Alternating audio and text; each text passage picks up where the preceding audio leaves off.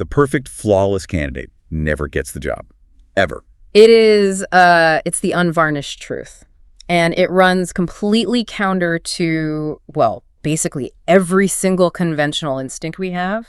I want to tackle that head on. Yeah. Because, I mean, if you are listening to this deep dive right now, that statement probably sounds, totally counterintuitive, maybe even a little reckless. Right. It feels wrong. Exactly. Yeah. Because you have likely spent your entire career being conditioned to hide the gaps, right? You've been trained to polish the rough edges, to memorize the pristine answers, and basically to present this highly manicured, fully optimized, just impenetrable version of yourself to a hiring manager. Which is an instinct we need to completely dismantle today. Completely. Because that compulsion to, polish everything to a high sheen, it isn't just unhelpful in the modern professional landscape. I mean, in very specific high-stakes evaluations, it is actively costing you offers. So the goal of this analysis is to dissect one of the most powerful yet widely misunderstood tools in career advancement. And that is the deliberate engineering of non-critical gaps in your candidate profile. It's wild to think about. It is. But we are going to look at the hard mechanics of why showing a very specific type of flaw actually generates, well, way more leverage than showing perfection. I'll say right out of the gate, for anyone listening who relies on being the straight-A student in their career, this framework is going to feel deeply uncomfortable before it feels right. Oh, absolutely. It requires a massive shift in how you view leverage. So we're going to start by getting inside the psychology of the person sitting across the table from you, the hiring manager, and then we'll move into the exact field-tested mechanics of how you execute what we are calling the slightly imperfect fit. I love that framing. Yeah, so let's start with the premise itself. Why does perfection operate as a trap rather than an asset? Why shouldn't they want the perfect fit? You'd think so, right? But to understand the trap, you have to look at the physical, psychological, and operational reality of the hiring manager in that exact moment. Okay, set the scene for us. Well, candidates often walk into a room assuming the person across the table is, like, a judge at a beauty pageant. Looking for a museum piece to put on a pedestal. Right. Someone to just admire. Exactly. Right. And that is almost never the reality. Hiring managers are typically under enormous compounding time pressure. I mean, they are carrying the weight of a vacant role. Their existing team is likely burning out from absorbing the extra capacity. Because that work didn't just disappear. Right. Someone is doing it. So they're trying to solve a very painful, very immediate operational hemorrhage. The environment they're operating in is inherently distressed, basically. I mean, the role has been open for maybe 90 days. Deliverables are slipping. Executive leadership is coming down, asking why the position isn't filled. That is the baseline state, yes. Huh. Now imagine that hiring manager sits across from a candidate who presents as utterly flawless. The candidate ticks every single box. There is zero learning curve. Every technical requirement, every soft skill, domain expertise, it's all met or exceeded. Sounds like a dream scenario. The logical assumption is that the hiring manager should feel immense relief. But human psychology, particularly risk-averse corporate psychology, it just doesn't work that way. Because it triggers a red flag. Exactly.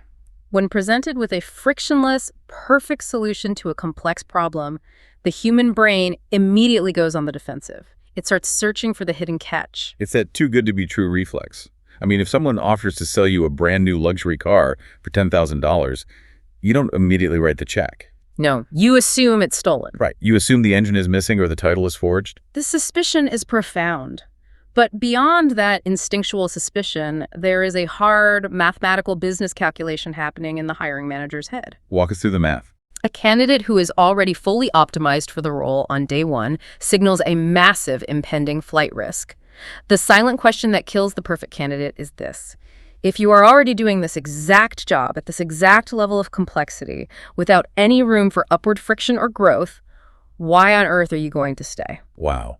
Yeah, because if I step into a role where I already know how to pull every lever and push every button, the novelty wears off in about 3 weeks. Yeah. By month 14, I am going to be agonizingly bored. And boredom in top-tier professionals translates directly to attrition.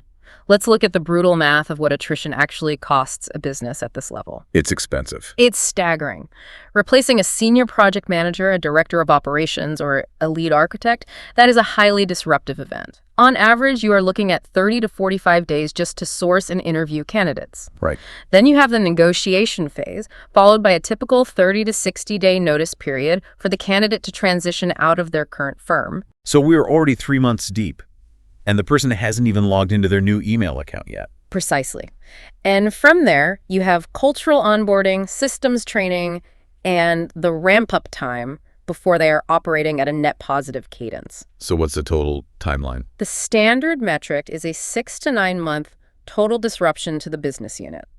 So if a hiring manager brings in a flawlessly optimized candidate who gets bored and leaves after 14 months, that manager is essentially guaranteeing that they will have to relive this exact operational nightmare a year from now. Oh, that is brutal. Perfection is a liability because it have a built-in expiration date. I want to layer something else onto this too, because beyond the retention math, there is a fundamental human element to how we interact with perfection. Yes, there is. We don't just distrust it, mathematically. We feel alienated by it. Flawless, highly manicured candidates who never admit a struggle or a gap, they just feel completely forgettable. It is an impenetrable facade. Right, there's no texture. Exactly. When you present an overly polished, rehearsed version of yourself, there are no handholds for the other person to grab onto. And the lack of handholds is a critical failure in the interview process.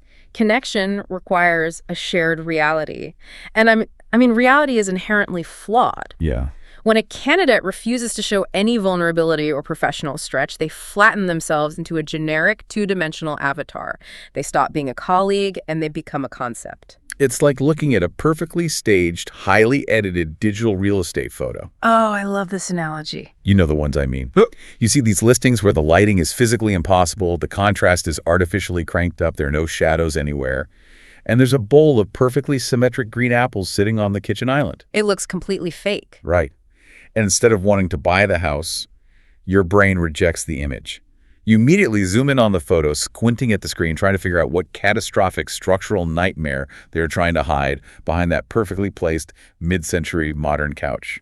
That is exactly it. The more digitally enhanced the presentation, the deeper the assumed structural rot. And that applies directly to your career narrative. So how does that play out in the room? If you present a professional history with zero visible, understandable gaps, the hiring manager will subconsciously assume you are masking catastrophic, invisible flaws, usually behavioral or character-driven ones that are much harder to manage than, say, a missing technical skill. Which fundamentally changes the objective of the interview. Because if presenting as a flawless, whisk-free asset actually makes you look like a flight risk or a digitally altered facade, what is the actual target we should be aiming for? Right. How do we build trust without looking, incompetent? The target is a framework we call the slightly imperfect fit, or the strategy of selective imperfection. Selective imperfection, okay. The ideal candidate profile demonstrates absolute, undeniable strength in the core, load-bearing areas of the role, while credibly and proactively communicating one or two non-critical gaps that make the position a genuine professional stretch. Let's test that, because I want to be ruthlessly pragmatic for the person listening to this right now who is preparing for a 6-figure interview tomorrow morning. Let's do it. There is a terrifyingly thin line between demonstrating strategic vulnerability and just talking yourself right out of a job offer. Yes, there is. If I walk in and start outlining the things I don't know how to do, how does that not trigger an immediate rejection? Yeah. We have to be very clear that we are not advising people to confess incompetence. Precision here is the difference between getting the offer and getting the generic rejection email. You are never volunteering critical flaws. Right. You do not walk into an interview and say, well, I really struggle with time management, or I have a hard time navigating difficult personalities. Huge red flags. Because those are behavioral deficits, not professional gaps. Instead, you deploy the adjacent skill strategy. Break down the mechanics of an adjacent skill for us. An adjacent skill is a technical or operational competency that sits right next to your core strength. It is highly relevant to the role, it is genuinely interesting and valuable to develop, but it is not the central make-or-break requirement for you to execute the baseline duties of the job on day one. Give me a concrete scenario of how that plays out. Consider a senior project manager. Their entire 10-year career has been focused strictly on internal operational projects. Okay. They are incredibly proficient. Their methodology is rigorous. Their ability to drive internal stakeholder alignment is bulletproof. Now, they are applying for a highly visible, client-facing delivery role. So a slight shift in audience. Exactly. Their core strength, managing the project lifecycle, mitigating risk, driving the schedule, that is fully intact. But their gap is managing an external revenue-generating client relationship. Right, they haven't done that part. They haven't held that specific posture before. That is an adjacent gap. It is highly relevant to the new role. It represents a real stretch. But lacking it does not mean they fundamentally cannot manage a project. So the strategy is to take that specific adjacent gap and actively engineer it into the conversation. Yes. But my immediate question is, why volunteer it? I mean, if I am that candidate, my instinct is to lean heavily on my internal experience, project supreme confidence, and just hope the hiring manager doesn't poke too hard at the external client piece. Sure. Why hand them the weapon? Because of the profound psychological shift in the power dynamic between a gap that is discovered and a gap that is volunteered. Well, This is about controlling the narrative of your own risk profile. controlling the narrative. If the hiring manager discovers the gap, if they have to dig it out of you through probing questions because you were trying to gloss over it, the dynamic instantly becomes adversarial. Right, they caught you. The underlying subtext in the room becomes, you were hiding this deficiency and I caught you. It's the real estate analogy again. The inspector found the crack in the foundation that you put a rug over, and now they don't trust the roof, the plumbing, or the electrical either. Exactly the opposite happens when you volunteer the gap. The dynamic becomes collaborative. How so? By bringing it into the light yourself, the subtext changes to, you are deeply self-aware and highly analytical about your own capabilities. Lizzie. Furthermore, it provides an active demonstration of value. By naming a personal professional risk, you are giving the hiring manager a live, real-time demonstration of your professional risk assessment abilities. Oh, that shifts the leverage entirely. No. You are proving you're competent through the act of self-disclosure. Precisely. You aren't just telling them you know how to assess risk. You are running a risk assessment matrix on yourself, Yeah. out loud, right in front of them. You are showing them the architecture of your thinking. You are proving that you can look at a complex situation, identify the missing variable, and articulate it clearly without panic. And that kind of emotional regulation and analytical clarity is incredibly rare. But the mechanical execution of this has to be flawless, because charm and good intentions will fade the moment you leave the room. Structure is what holds this strategy together. If you just blurt out, well, I've never talked to a client before, you aren't showing analytical clarity. You're just showing a deficit. Right. You've broken this down into 3 strict mechanics for engineering the gap: preparation, timing, and closure. Yes. Let's walk through the internal work required for step 1, preparation. The preparation begins long before you put on a suit or log into the video call. It requires a rigorous internal gap analysis. The mistake most candidates make is looking at a job description as a simple permission checklist to see if they are allowed to submit a resume. Right, just ticking boxes. To execute this framework, you must view the job description as a topological map of the employer's organizational pain. You have to overlay your baseline strengths against their target requirements and identify the precise point of friction. You are actively hunting for the adjacent stretch. Yes. And once you isolate that adjacent gap, you must construct a highly specific 3-part narrative around it. The phrasing matters immensely here. Give us the phrasing. Part 1. You acknowledge the gap with absolute specificity. You cannot use vague, protective corporate fluff. Like what? Do not say, I'm a lifelong learner, or I'm always looking to expand my horizons. Right, that means nothing. It communicates nothing. You must say, I have not yet managed an external revenue-facing client relationship end-to-end. It has to be sterile and factual. No emotional weight attached to it at all. Part 2. You immediately contextualize that specific gap with a massive, undeniable existing strength. You are proving that the missing piece sits on a heavily reinforced foundation. Great. You follow the acknowledgement with, however, I have spent the last 5 years managing highly volatile internal stakeholder dynamics, successfully negotiating competing priorities across matrix cross-functional teams. Okay, if we look at the mechanics of that phrasing, you are essentially telling them, I don't have this specific brick, but the concrete foundation underneath where that brick needs to go is already poured, cured, and stress tested. Exactly. And that brings us to part 3 of the narrative, the intentional connection. You must connect the gap to a genuine, proactive career trajectory. How does that sound? You conclude with, moving into an external, client-facing environment is the specific, highly intentional next step I am taking in my professional development. Wow. This is the pivot. You show them that the gap isn't a liability they have to worry about. It is the core engine of your motivation for wanting to be in their organization. That is a masterclass in framing. Yeah. Truly. But if I have that three-part narrative locked and loaded, I still have a massive variable to contend with, which is step 2, timing. Timing is everything. Because if I walk into the room, shake the hiring manager's hand, sit down, and in the first 5 minutes say, hey, let me tell you about my lack of external client experience, that feels suicidal. The interview would be over before the coffee is poured. Leading with the gap is a fatal error. Deploying vulnerability from a position of unestablished weakness reads as desperation or a lack of situational awareness. Yeah, that makes sense. Timing is about earning the right to be vulnerable. You must deploy the slightly imperfect fit midway through the conversation, only after your core competence and baseline value have been firmly and undeniably established. You have to build the fortress before you can point out the drafty window. Perfectly said. You spend the first half of the interview answering their initial technical questions, demonstrating your methodology, and providing robust case studies of your past successes. And you watch their body language. What are we looking for? You wait for the moment when the hiring manager relaxes their shoulders, when they stop aggressively scanning your resume and start engaging with you as a peer. Once they have categorized you as a highly capable professional, then you introduce the gap. Right. When you disclose a stretch area from a foundation of proven strength, it doesn't read as a warning sign. It reads as supreme confidence. It signals that you have so much optionality and competence that you can afford to be completely transparent. But what happens if you don't get the chance to control the timing? I mean, what if 10 minutes into the interview, the hiring manager starts probing organically near your gap? It happens.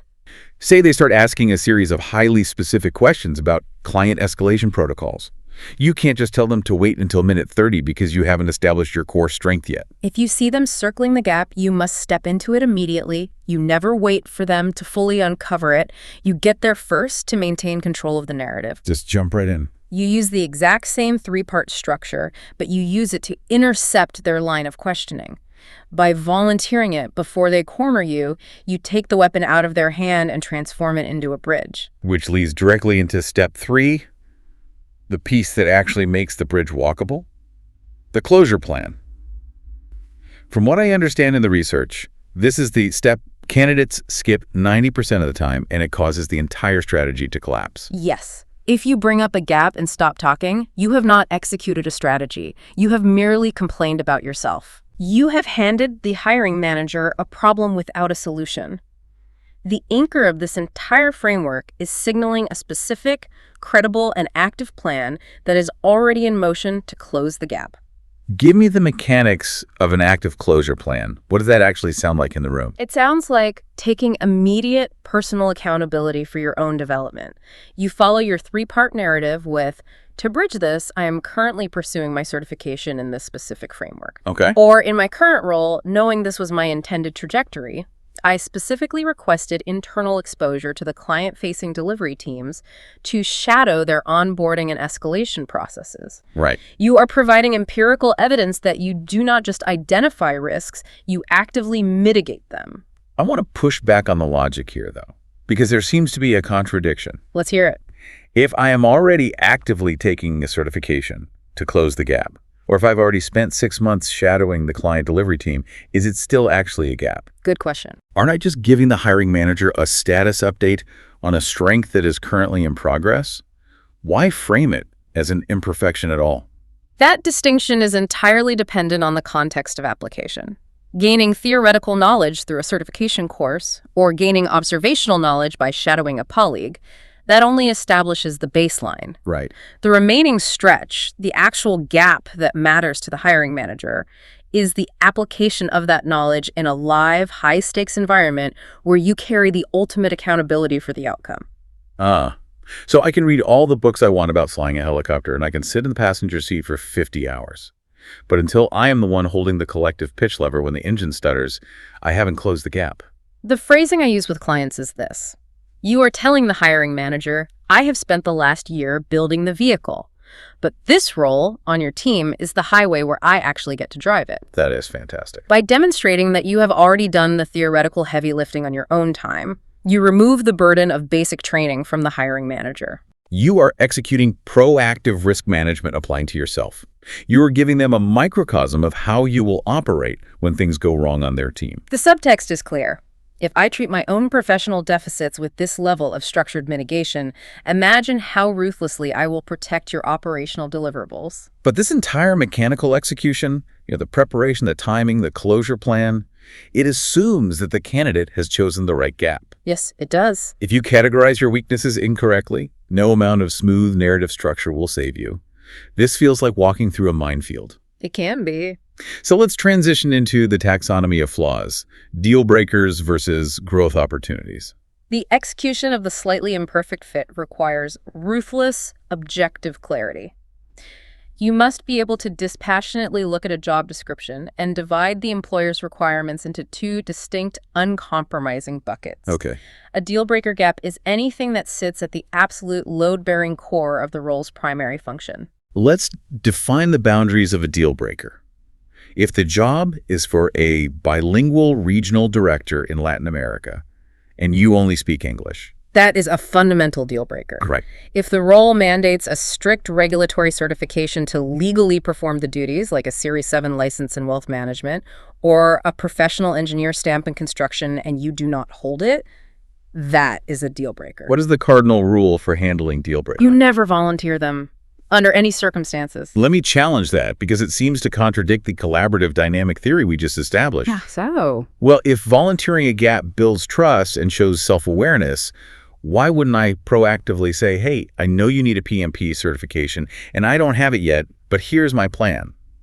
Doesn't that show I'm honest? There's a massive difference between honesty and a lack of situational awareness. Volunteering a deal breaker doesn't make you look highly self-aware. It makes you look like you do not respect the hiring manager's time, or worse, that you fundamentally misunderstand the core mechanics of the job. I see. If you apply for a job as a pilot and proactively volunteer that you don't know how to land, you aren't building trust, you are disqualifying yourself.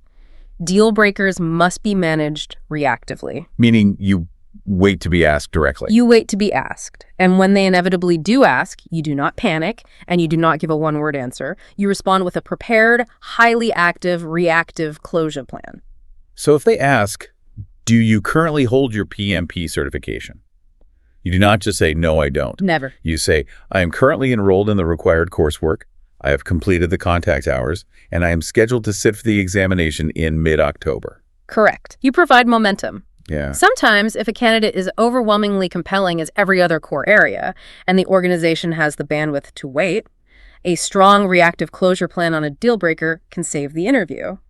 But you never lead with it. Because you force the hiring manager to immediately weigh your deficit before they have seen your value. Exactly. Which brings us to the second bucket, growth opportunity gaps. These are the ones we actively weaponize. Break those down. Growth opportunity gaps are exclusively the adjacent skills we discussed earlier. They sit outside the core, but they represent the future state of the role. Give us an example. Let's look at a structural shift in methodology. A candidate is incredibly strong in traditional waterfall project management, highly structured, sequential delivery. But the company's job description mentions they are beginning to experiment with agile hybrid frameworks. So the candidate has the core delivery strength. They can get a project across the finish line. But the nuance of the agile methodology is the adjacent stretch. You proactively disclose this gap. And the reason this specific type of disclosure is so powerful is that it transcends the job description itself. How does it transcend it?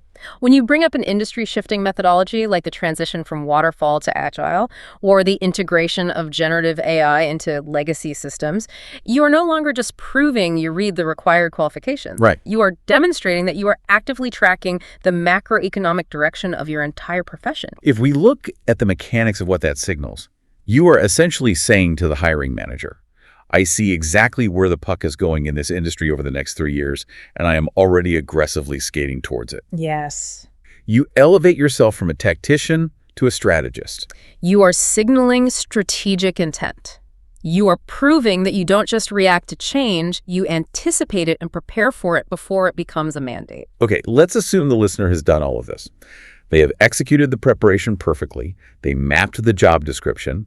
They isolated a brilliant strategic growth opportunity gap. They're ready? They have their three-part narrative and their closure plan rehearsed. Wow. They walk into the room, and the entire strategy disintegrates in the first 10 minutes. It happens all the time. Because there is an invisible psychological variable that destroys all of this mechanical preparation. We need to talk about the attachment trap. The mechanics of the slightly imperfect fit require a baseline of emotional equilibrium to execute.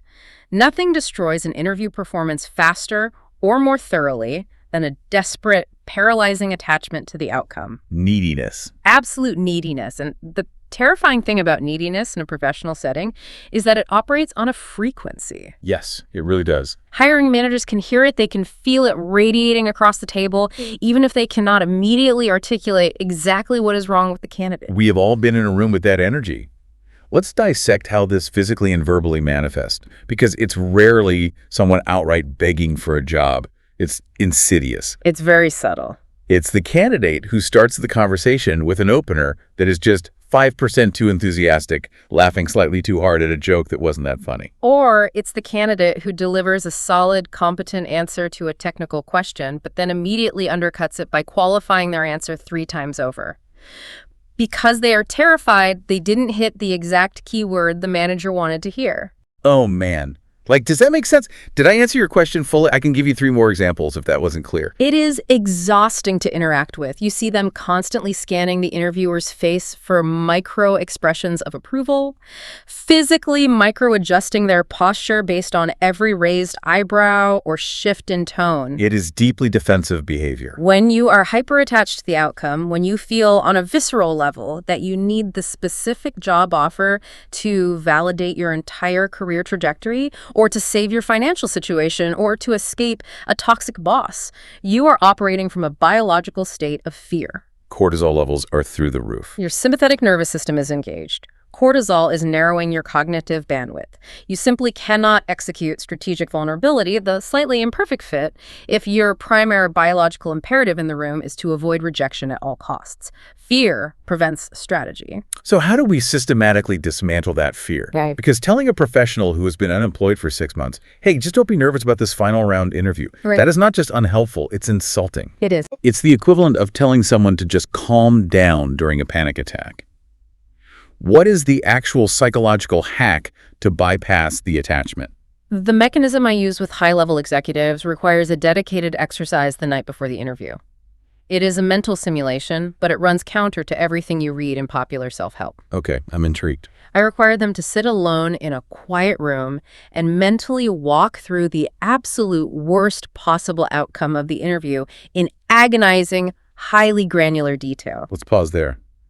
You are telling them to visualize catastrophic failure 12 hours before the biggest meeting of their year. I want them to experience the failure completely. I want them to visualize walking into the room and realizing they're underdressed. I want them to imagine forgetting their train of thought in the middle of a complex technical explanation. It sounds like a nightmare. I want them to visualize the hiring manager physically checking out, looking at their watch, breaking eye contact, offering that polite, cold, dismissive smile that signals the interview is over. I want them to visualize opening their laptop 2 weeks later and reading the generic 2-sentence rejection email. I am going to push back incredibly hard on this premise. Go ahead. The entire foundation of modern sports psychology and elite performance coaching is built on the exact opposite of what you just described. Olympic athletes do not visualize tearing their hamstring off the bone before the 100-meter dash. No, they don't. They visualize the gold medal. They visualize the perfect execution of the mechanics. Why are you applying catastrophic visualization to professional negotiation? That is a phenomenal distinction, and it gets to the core of why business negotiation is not an athletic event. Okay. An Olympic sprinter is relying on autonomous muscle memory. Their goal is to bypass the conscious brain entirely and let the body execute. An interview is a highly complex, dynamic cognitive negotiation. If you use hyper-positive visualization, if you manifest the handshake, the perfect salary offer, the corner office, you are artificially inflating the stakes. You are blowing the balloon up so large that your brain becomes utterly terrified of it popping. You are creating an enormous delta between your expectation and a potential negative reality. Exactly. When you inflate the expectation of success, any slight deviation in the room, a tough question, a skeptical look, it triggers a massive cortisol spike because the reality isn't matching the visualization. That makes total sense. The simulation I am advocating is fundamentally cognitive behavioral exposure therapy. It is not about expecting failure. It is about pre-experiencing the emotional spike of failure in a safe environment in order to neutralize its biological power. You're systematically draining the venom from the worst-case scenario before it can bite you. If you have already lived through the visceral, painful rejection in your mind the night before, and you sit with that feeling until the physical reaction fades, you realize a profound truth. You realize that even if the absolute worst happens, you survive. You still have your family, you still have your baseline health, you still have your accumulated professional skills, the sun still comes up. You realize the ultimate worst-case scenario is just a two-letter word: no. And once the terror of the no is removed, you enter the paradox of detachment. The paradox is that the exact moment you authentically stop needing the job, you instantaneously become the highest value, most compelling candidate in the room. Because you stop protecting your ego. Exactly. You start genuinely engaging with the business problem. Comfort and detachment read as competence. They read as optionality. The hiring manager senses on a subconscious level that you do not need them to rescue you. It fundamentally changes your posture. You aren't sitting there begging for a passing grade. You're sitting back, listening critically to their operational pain and evaluating whether they are a good fit for your skills. That peer-to-peer energy. The energy of a professional who is there to solve a problem, not win a prize. It is irresistible to a hiring manager who is surrounded by needy, anxious candidates. This psychological transition perfectly bridges into the most common self-destructive behavioral trap candidates fall into when they fail to detach. Because when a candidate is operating out of fear, attachment, and defensiveness, it almost always bleeds into negative behavior. Always. Which brings us to Section 6. The negative talk trap. This is a foundational, non-negotiable rule of professional interviewing. Under no circumstances ever should a candidate speak negatively about a current or former employer, a previous manager, a past colleague, or a prior corporate culture. I feel like everyone who has ever read an interview prep article knows this rule on a surface level. Nobody walks into a final round interview and announces, well, my boss is a tyrant, my team is lazy, and the company is a dumpster fire. Right. No one is that overt. But in the research, you point out that this negativity sneaks in wearing a disguise. It rarely presents as outright hostility. It sneaks into the conversation disguised as reasonable explanations or objective situational analysis. Give me the mechanics of the disguise. How does a candidate accidentally step into this trap? It almost always happens when the hiring manager asks a standard transition question: why are you looking to leave your current role? The classic trap. The candidate, trying to sound analytical, will say something like, well, the culture at my current firm has become highly political over the last year. Right. Or leadership direction shifted and they are no longer investing in the necessary architectural technologies. Or my current manager's style doesn't really allow for team autonomy or development. Let me stop you there, because we need to address the reality of the corporate world.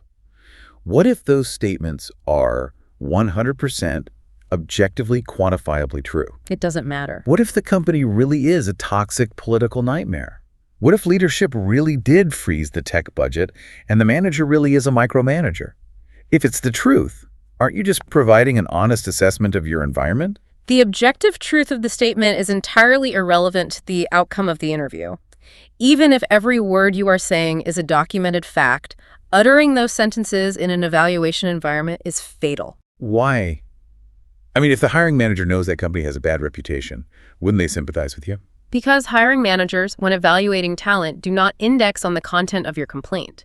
They ignore the content entirely and index heavily on the tone and the implication. Okay, elaborate on that implication. When you complain, regardless of how justified the complaint is, you are immediately signaling two massive disqualifying red flags. Let's lay out those red flags. Red flag number 1, you are demonstrating that you handle organizational difficulty by exiting rather than by navigating or resolving it. Wow, yes. Every high-level role, especially at the management or executive level, involves dealing with highly political environments, shifting leadership priorities, and difficult personalities.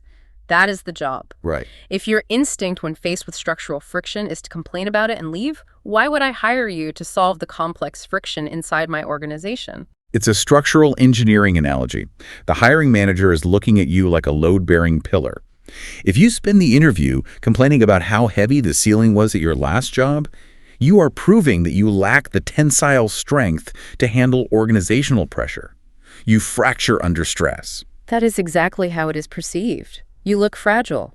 And red flag number 2 is even more damaging. You are giving the hiring manager a live preview of your future behavior. Future behavior. The manager is sitting across from you, listening to you critique your current boss, and they are silently thinking, one day, 2 or 3 years from now, this person is going to be sitting in another interview room across from another hiring manager talking about me exactly this way. It is the absolute golden rule of a first date. Yes, exactly. If you sit down for dinner and the person across from you spends the first 45 minutes venting about how crazy, toxic, and unreasonable their ex-partner was, and how their partner before that was a narcissist, your brain immediately connects the dots. You see the pattern. You realize, I am sitting across from the common denominator. If I engage with this person, I am eventually going to be the next crazy X in their narrative. You never, ever want to present yourself as the common denominator of dysfunction. So what is the mechanical reframe? If you are genuinely leaving a toxic environment and the hiring manager asks why you are leaving, how do you answer the question truthfully without lying, but without triggering the structural engineering red flags? The reframe requires a complete shift in temporal focus. All departures must be framed as entirely forward-looking. Forward-looking. You are never running from a bad situation. You are always moving toward an intentional, strategic next step. Show me the exact phrasing of that pivot. I am incredibly grateful for the foundational experience I've gained at my current firm, particularly in learning how to navigate complex organizational shifts and deliver under resource constraints. Okay, that's good. However, I have been evaluating the trajectory of my career, and I'm highly intentional about moving into an environment that is aggressively scaling their enterprise architecture. When I saw the mandate for this role, it aligned perfectly with the exact direction I want to move. Notice the linguistic discipline there. You did not say, my current company is failing at scaling. You did not say, my current company restricts resources. Right. You took the negative realities, the shifting organization, the lack of budget, and framed them as training grounds that prepared you for this new opportunity. It is 100% positive forward momentum. It demonstrates extreme ownership. It shows that you do not view yourself as a victim of your corporate environment, but as an active navigator of it. Owning your circumstances without complaint demonstrates the ultimate professional character. Owning your current reality is the only credible way to sell your future reality. Which brings us to the overarching philosophy tying this entire comprehensive deep dive together. The master narrative that makes the slightly imperfect fit work. Section 7, the trajectory principle. If a listener takes away only one conceptual framework from this entire analysis, it must be this. In high-level professional evaluations, your direction is infinitely more important than your current position. Break that down mechanically. Direction over position. Your current title, your current base salary, your current employer, those are just fixed facts. They are static data points on a resume. They tell me where you are standing right now. Just a snapshot. Right. But the slope of your professional development, your trajectory, the speed and angle at which you are acquiring new capabilities, that is a narrative. And it is a narrative that is entirely under your control. It's the momentum. Hiring managers do not hire your past. They hire the future trajectory they believe you will bring into their organization. And this is exactly how the slightly imperfect fit fuels that master narrative. Precisely. When you intentionally engineer a non-critical gap into your profile and pair it with an active closure plan, you are giving your career narrative a mathematical gradient. You are proving momentum. Right. Remember the math from the very beginning. A flawless fit signals a flat line. It means you have hit a ceiling, your slope is 0, and you are going to coast until you get bored. Deliberate gaps are empirical evidence of steep growth potential. You are telling the market, I am on a sharp upward curve, and this role is the precise next coordinate on my graph. Yes. I want to do a comprehensive practical walkthrough to solidify this for the listener. Let's role play this scenario end to end, integrating the gap, the closure plan, and the trajectory principle. Let's take the finance project manager scenario we discussed earlier. Okay, let's do it. Their baseline strength is traditional waterfall methodology, operating at the C-suite level, handling heavy regulatory requirements. That is their concrete foundation. And their gap, the target stretch they isolated in the job description, is enterprise agile transformation. The hiring manager listed it as a highly desired growth area. Deliver the scripting for how this candidate executes the trajectory principle in the room. So, midway through the interview, having already established their regulatory expertise, the candidate says, one area I want to be entirely transparent about as we look at the scope of this role is agile transformation at the enterprise scale. Okay. My career to date has been built primarily on rigorous waterfall delivery, which honestly I suspect is a non-negotiable strength for this specific role given the heavy regulatory environment we are operating in. Nice foundation. However, I recognize that the industry is in a period of significant methodological evolution. I do not want my toolkit to stagnate. I have been highly intentional about developing in the agile space. Bringing in the trajectory. Exactly. I am currently midway through a hybrid framework certification, and I specifically requested to be embedded in our internal agile work streams to gain hands-on observational reference. And the connection. And this is precisely why this role interests me. It sits at the exact intersection of my current capabilities and my future trajectory. I would be bringing deep, stabilizing waterfall discipline to your regulatory projects while actively building out my agile competency in a live, high-stakes environment. Let's dissect the mechanics of what you just did, because the power dynamic in that phrasing is brilliant. You named the gap proactively. Right. You immediately use the gap as a Trojan horse to brag about your regulatory strength, framing your lack of agile as the reason you are so good at the waterfall discipline they desperately need. It works perfectly. You deploy the active closure plan, proving you were already investing your own time. And then the kill shot. You position their open role as the setting for your next phase of growth. You are taking their static, two-dimensional checklist of job requirements and forcing them to watch a dynamic movie about your career evolution. You make them want to be the stage for your next act. Let's look at the subconscious when happening in the hiring manager's brain when they hear that pitch. What are they actually processing? They are processing a complete lack of desperation. They are hearing a candidate who operates with intense self-management. Right. The manager realizes they will not have to babysit your professional development because you are already architecting it yourself. They hear a professional who knows exactly what they want, possesses the analytical clarity to know what they lack, and has the discipline to execute a plan to bridge the difference. You are systematically de-risking the hire by proving you are the ultimate risk manager. Yes. You are not a flight risk. You are not a structural liability hiding behind a polished facade, and you are not a static asset. You are a compounding investment. If you apply these mechanics, you completely re-engineer the power dynamic of the evaluation. You stop being a subordinate hoping to be selected, and you become a peer negotiating an alignment of interests. We have covered massive, highly actionable ground here today. Let me synthesize the journey for you. We started with a fundamental disruption of conventional wisdom. Perfection is not an asset. It is a retention risk that generates psychological suspicion. So intentional, highly structured imperfection, the slightly imperfect fit, is your true leverage. You identify the adjacent skill gap, you deploy it midway through the interview from a position of established strength, and you back it with a proactive, in-motion closure plan.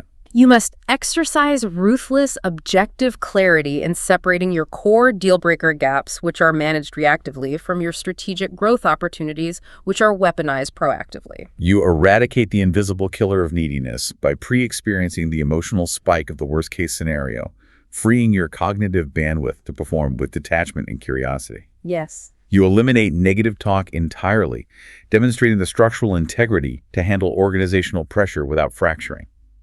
Because ultimately, trajectory is the only currency that matters at the highest levels of your profession. You are the sole architect of your career's momentum. A truly earned insight requires the courage to apply it in the real world. But before we close, I want to leave you with a final provocative thought. Something for you to dissect on your own that builds on the architecture we just established. We have spent this entire session focusing intensely on what you say about yourself. Right. The narrative. The narrative you construct with your answers, your gaps, your trajectory. But if everything you say communicates your character and your leverage, what happens when the tables turn at the 50-minute mark? The ultimate test of the narrative. Exactly. When the hiring manager leans back, looks at you, and asks, "Do you have any questions for me?" Most candidates treat this moment as a polite, throwaway formality. They ask 3 generic questions they Googled in the lobby. Huge mistake. But think about this. What do the questions you ask the interviewer signal about your professional mindset? If you ask tactical, fearful questions about vacation policy or standard onboarding, do you instantly destroy the strategic, high-level trajectory you just spent 50 minutes meticulously building? And beyond the questions, consider the final hurdle, the compensation negotiation. How does your physical and verbal posture in that moment either protect or completely dismantle your carefully architected leverage? If you fold immediately on salary the second they push back, does it signal to the hiring manager that your entire presentation of confidence was just a rehearsed script? Does it prove that you didn't actually believe in your own value? It's all connected. It is all interconnected. You don't just want to be the flawless candidate with a perfectly staged digital photo that everyone suspects is hiding a cracked foundation. No, you want to be the real house. You want to be the house that proudly shows its blueprints, points directly to the room that is currently under renovation, and confidently hands over the keys because you know the foundation is poured with solid concrete. Unlearn the instinct to polish the rough edges. Build your trajectory. Until next time, keep diving deep.